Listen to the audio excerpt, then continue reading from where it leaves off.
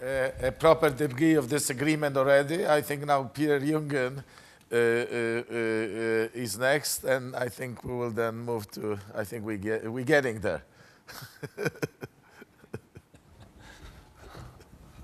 Thank you. I hope I'm not going to disappoint your expectations.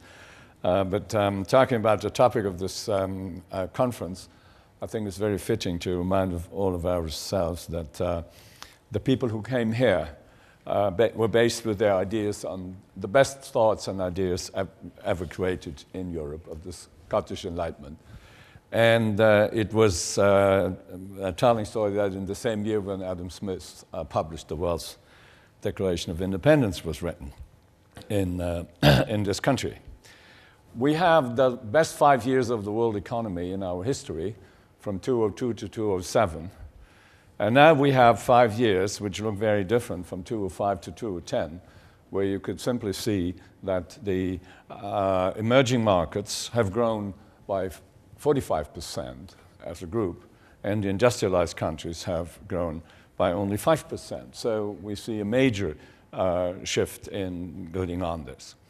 The question is on the role of the state. Someone said the other day, the Fed can create money, but not trust.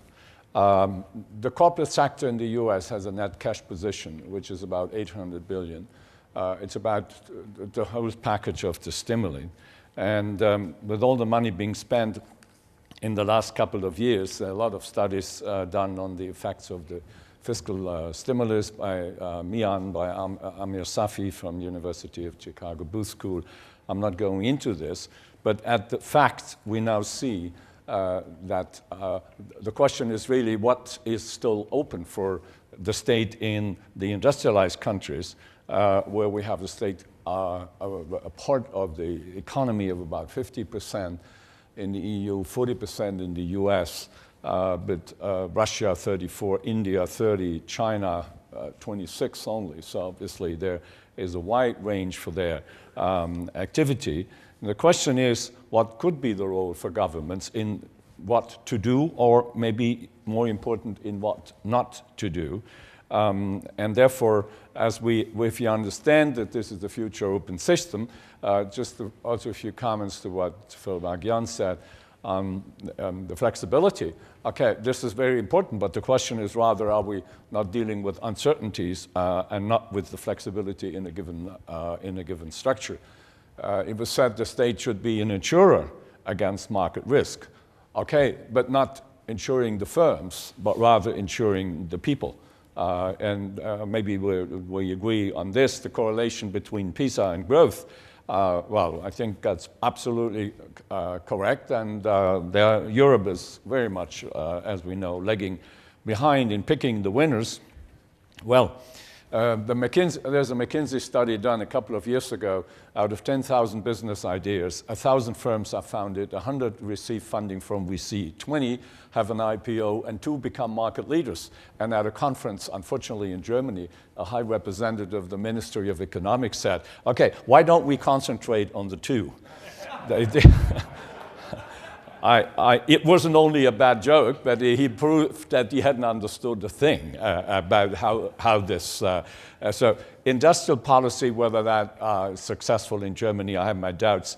The automotive industry, the machinery industry, the electrical industry, these who are the biggest exporters from Germany, most politicians wouldn't know much about what they're doing, and that's particular in the sector of the machinery industry, which is basically small, medium entrepreneurs, family-owned businesses.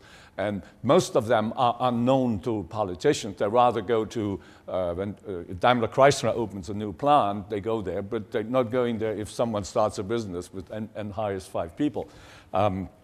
So I didn't see that. On the labor market, I referred to Titterbury's study on the EPL and the inverse relationship between employment protection level and actually employment level. So very inverse. So obviously here we maybe not agreeing. It was Lincoln who said once, beavers build houses, and not different than 5,000 years ago. Men improves workmanship by discovery. and by invention. And I think that is the key, the essence of the Schumpeterian approach. Therefore, I think what we need maybe a future-oriented problem-solving strategy and not short-term trying to single out certain sectors and accepting that the creative destruction process is very important and is at the key of our economic dynamism and of economic growth.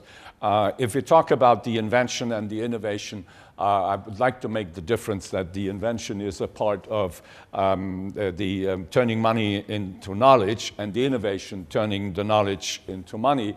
And it was the Schumpeterian who said in 1928 in this paper on instability of capitalism, he said that capitalism's defining idea of constant change and innovation may be the whole idea, makes the whole idea of a capitalist equilibrium misleading.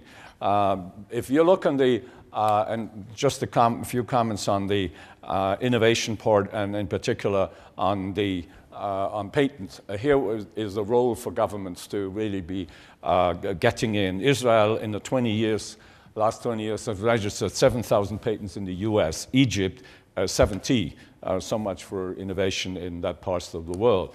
And the other thing is what we're talking about is the venture capital industry as to finance this business. So there is the role in the invention part, in the research part, but definitely not in the innovation part, in turning the money and the knowledge into money. And to study the relationship between entrepreneurship and economic growth, I think is very important, and to tell us where to go. As the majority of startups fail, it is very important that we increase the number of startups. This is about 3 times as high in the United States, and therefore this should be very important. It's not only the venture capital, it's particularly the angel investment, where the most important studies are done and the most important investments in the highest risk phase. So if you look on the total venture capital, you have about $100 per capita in the US, 250 Israel. In the EU, it's about 10 to 12 $, Eurozone 5, and China already 3 to 4. So they are really catching up in this most important part of the financing of innovation. And therefore, I think the important thing is that we understand that only new firms can create to this, and that creative destruction basically is the important basis for new firms to be allowed to play their role. And here we have, for the state, and I'm coming with this to the close, is the higher education, no question, is university education, no question, is in the health sector. But also in terms of fostering innovation, in terms of patents registered. And just if you look on Europe and the debate you probably see these days, you could easily see that in the US there are an patent application for 800 people. In Germany, it's about 1,700. In South Korea, it's 235. In Japan, 300. Taiwan, 451. But in Portugal, it's 31,000 inhabitants per patent registered. And I think with this, it shows also what to the present actual debate in Europe. And the last remark on the tax. I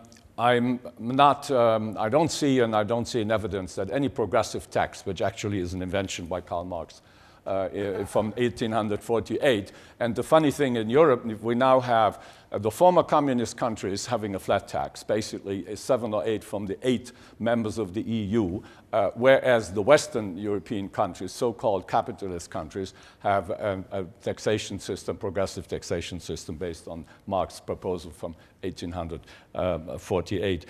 My last question, if you would ask the small and medium entrepreneurs who are the backbone, not of the employment, but of the employment growth all employment in the US and the EU has been created by firms which were created in the last 5 years, and not from the huge firms. So basically, you would say, if you ask them, what is the most important thing governments can do for you, they would just say, let us alone. Thank you.